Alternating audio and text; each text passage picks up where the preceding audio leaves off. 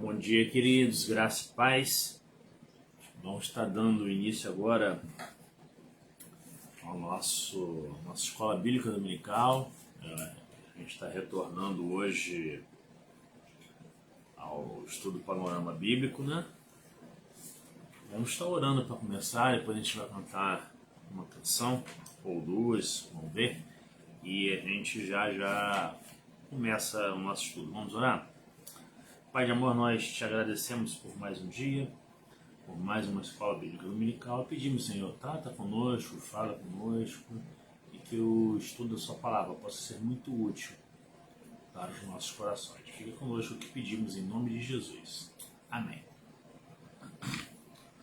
Vamos lá? Vamos cantar?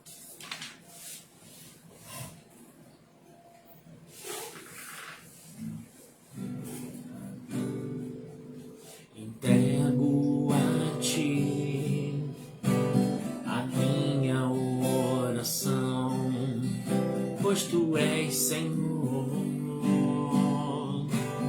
fonte de águas vivas que há em mim.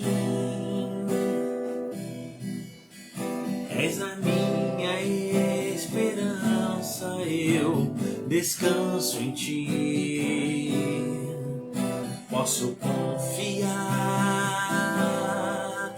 que a vitória está por vir. Seguro estou em ti, tu és o Deus de amor. Não temerei o mal, tu és o grande eu sou. Eu ergo minhas mãos, preciso receber tua palavra, Deus, que me fará vencer.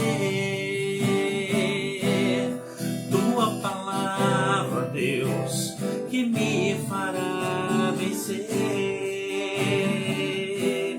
A tua palavra, Deus, que me fará vencer.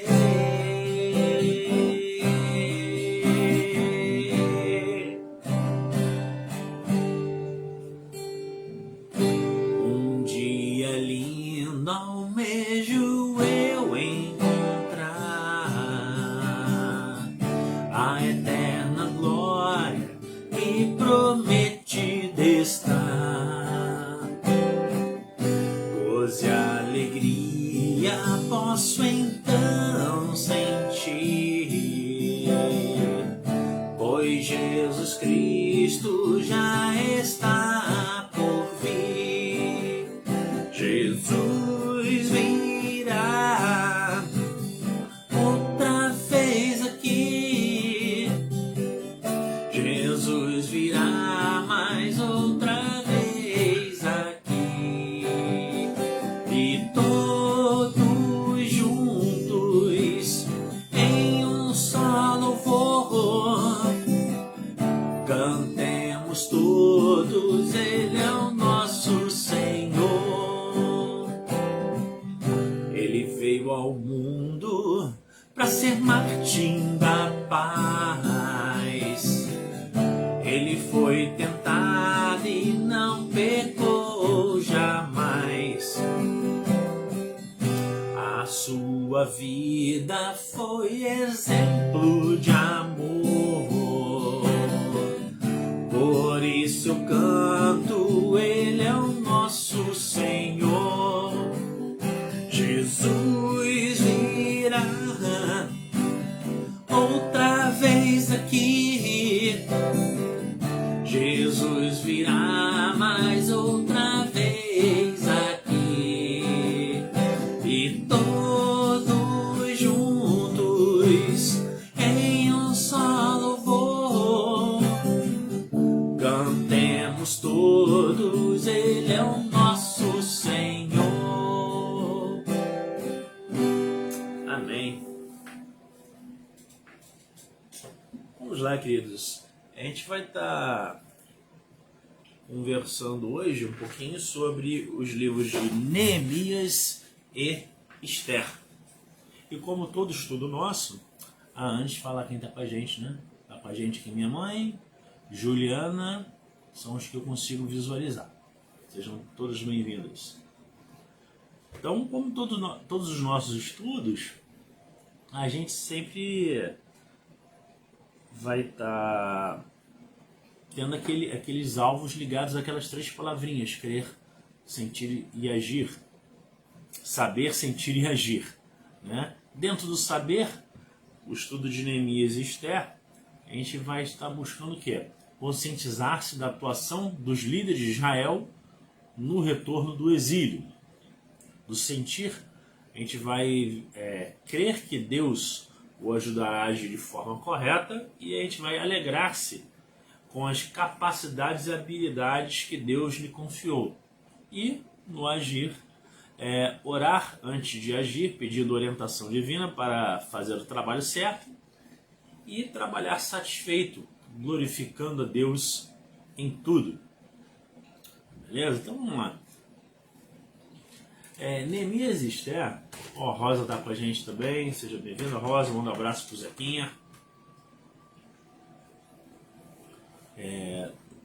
Neemias e Esther são personagens que marcaram a história de Israel do período pós-exílio, né? Não apenas o nome dos dois livros do Antigo Testamento. Faziam parte do povo no exílio, mas exerceram um papel importante na preservação e no retorno da nação à terra natal. Eles foram pessoas com formação diferenciada, que viveram em contextos distintos, porém a serviço de Deus. Ok? Vamos lá, vamos fazer pegar as informações básicas, vendo aquele panorama geralzão dos 2 livros. Vamos lá, autores dos livros. Neemias foi o próprio Neemias. Esther provavelmente foi um colaborador que escreveu. Okay?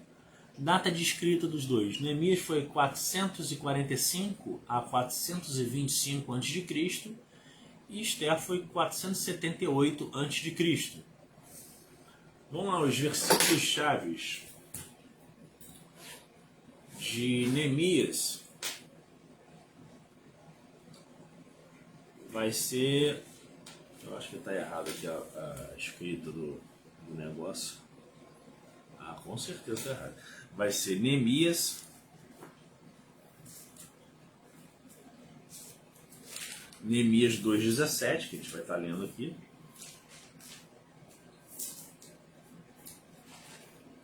Vamos lá. Neemias 2,17. E fala assim para nós, ó.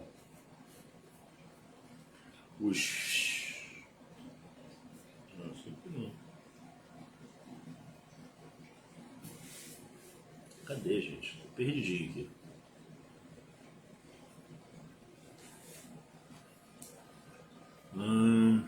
Os filhos de Bezai, 323. Eu não estou entendendo esse versículo chave não. Acho que está errado aqui. Esther.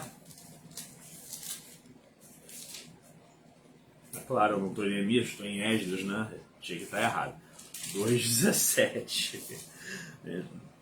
Fala assim: então lhes disse: estás vendo a miséria em que estamos, Jerusalém assolada e as portas queimadas.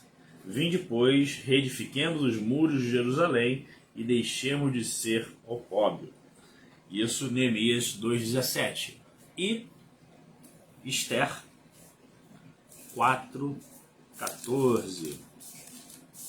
Vamos lá. Esther 4,14. Fala assim: porque se de todos te calares agora, de outra parte se levantará para os judeus como socorro e livramento, mas tu e a casa de teu pai perecereis. E quem sabe se por conjuntura como esta que foste elevada a rainha. Esses são os 2 versículos chaves que a gente tem, né? O de Neemias e de Esther. E uma coisa interessante que a gente precisa ver é o seguinte: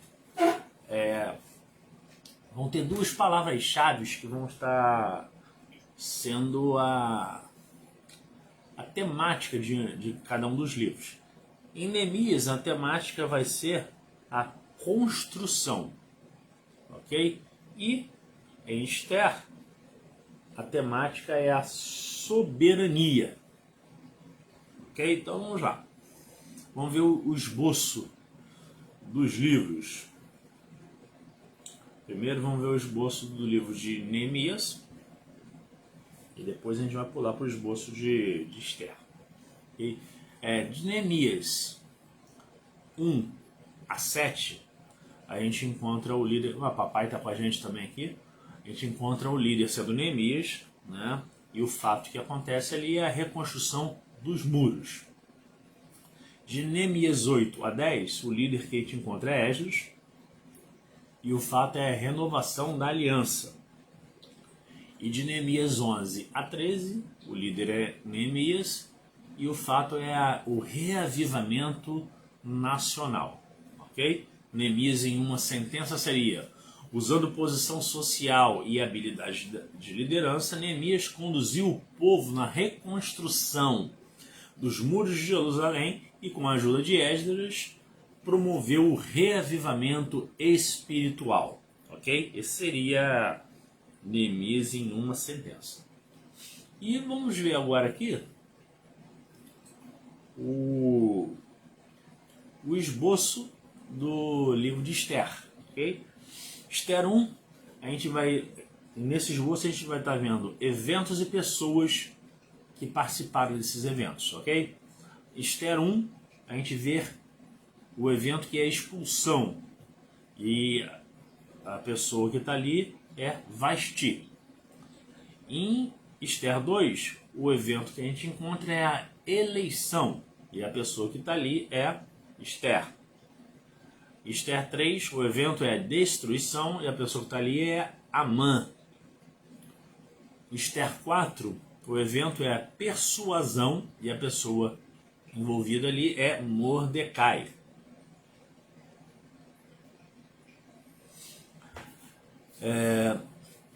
De Esther 5 a Esther 7, capítulo 7, o evento que a gente vê é a petição. E as pessoas que estão envolvidas ali é Esther e o rei. Ok? Esther 8 e 9 até o verso 16, a gente vai ver dois eventos, que é a punição e a libertação. E as pessoas envolvidas é Amã e Mordecai. De Esther 9, 17 a 32, o evento que a gente vê é a comemoração, e as pessoas envolvidas é o povo judeu como um todo. E Esther 10, a gente vai encontrar a conclusão, e a pessoa envolvida ali vai ser Mordecai. Ok? Esther em uma sentença seria o seguinte: Deus permitiu a expulsão da rainha Vasti para que pudesse usar Esther, a nova rainha, a fim de preservar os cativos judeus. Okay? Então a gente sempre vai ver em todas as coisas a mão de Deus, a soberania dele e o agir dele em tudo que acontece. E aconteceu naquele tempo, em tudo que acontece nas nossas vidas. Tudo tem um propósito. Nada é ao acaso. Ok? Então que a gente possa ficar sempre ligado nisso aí, esperto nessas coisas. Ok? Vamos lá. E a gente entra no ponto 2 do nosso estudo de hoje, onde a gente vê o ponto 2 tem o título muito interessante, que é Uma Batalha em Duas Frentes. Então, o que a gente vê aqui?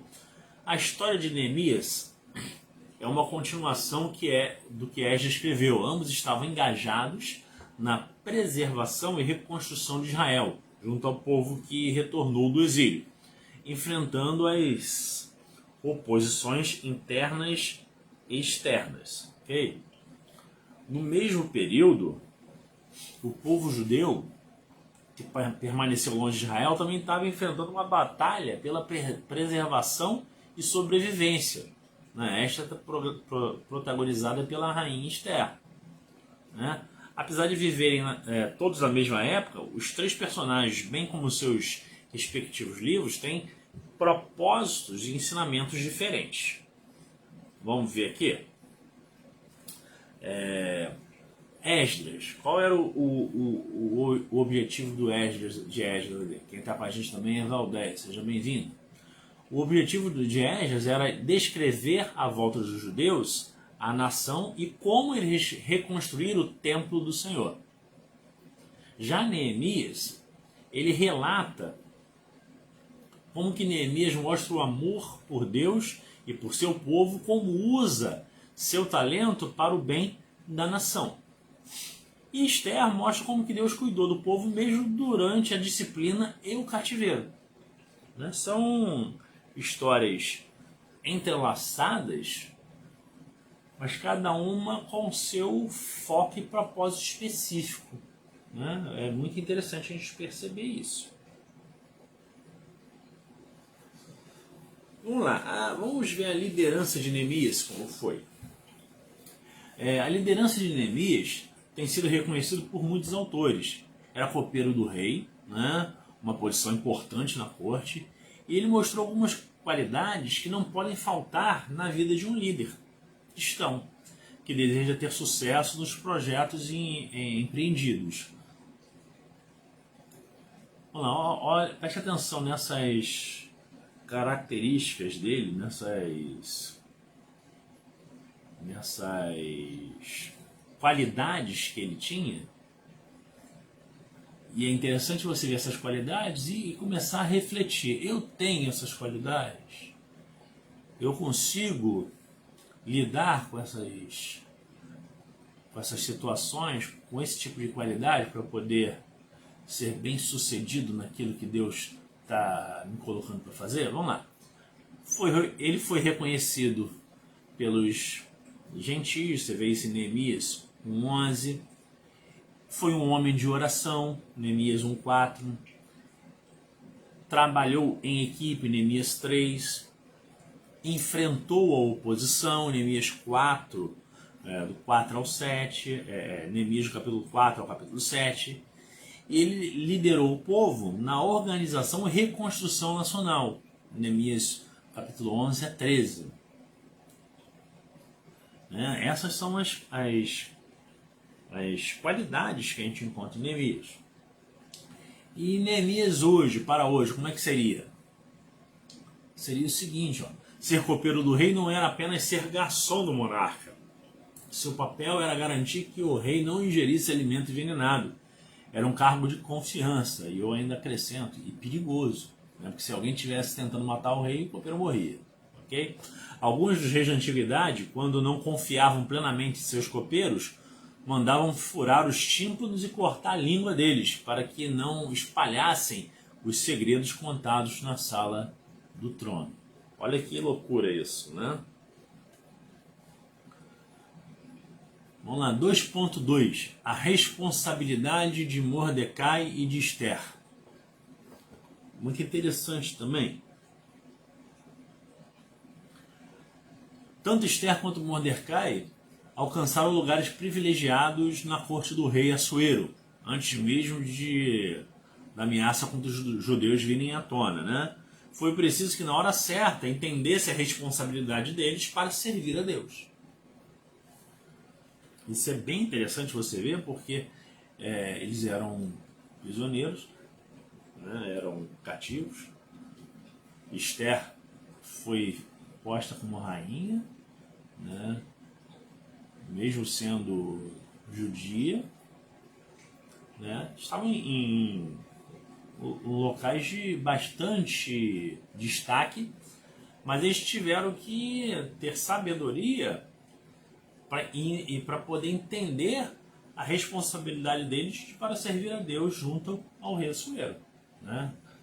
Aí eu pergunto, será que nós temos tido sabedoria nas nossas vidas para servir ao nosso Deus, na nossa igreja local?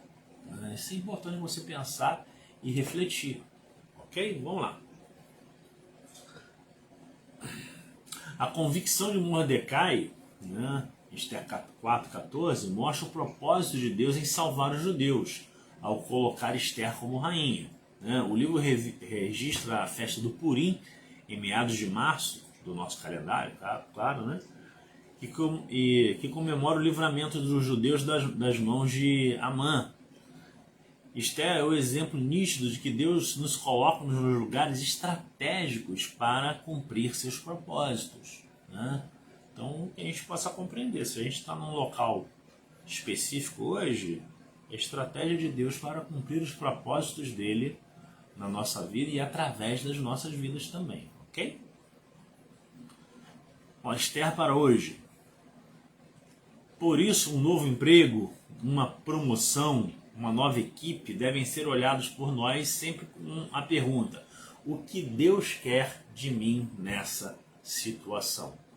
Né? Então, tudo que acontece na sua vida, querido, qualquer situação nova, você precisa pensar nisso. O que Deus quer de mim nessa situação? É alguma coisa diferente. É alguma coisa específica de Deus para mim. Ok? Vamos lá? Vamos dar continuidade. Vamos ver algumas das curiosidades do livro. Ponto 3. A primeira curiosidade é Deus absconditus. O livro de Esther é o único livro do Antigo Testamento que não menciona o nome de Deus, embora as características divinas estejam presentes em cada história do livro. Tá? Você vai perceber que é o único livro no Antigo Testamento que não fala o nome de Deus, mas você vê no livro todas as características divinas ali, todos os propósitos de Deus ali, beleza? Vamos lá. Segundo, é a festa do Purim. O livro de Esther tem um propósito específico bem definido, né, que é explicar a festa de Purim. Né?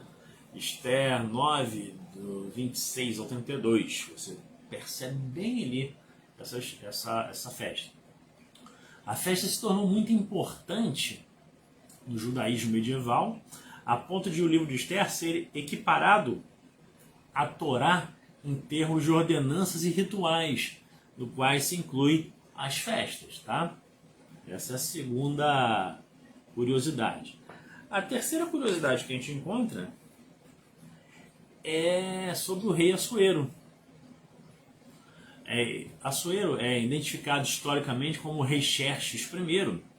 Ele é conhecido pelo envolvimento na batalha das Termópilas contra o rei Leônidas de Esparta. Diferente das representações modernas, Xerxes foi vencedor dessa batalha e diversas outras batalhas, sendo o único rei persa a conseguir saquear a Grécia. Tá? Essa é uma terceira curiosidade.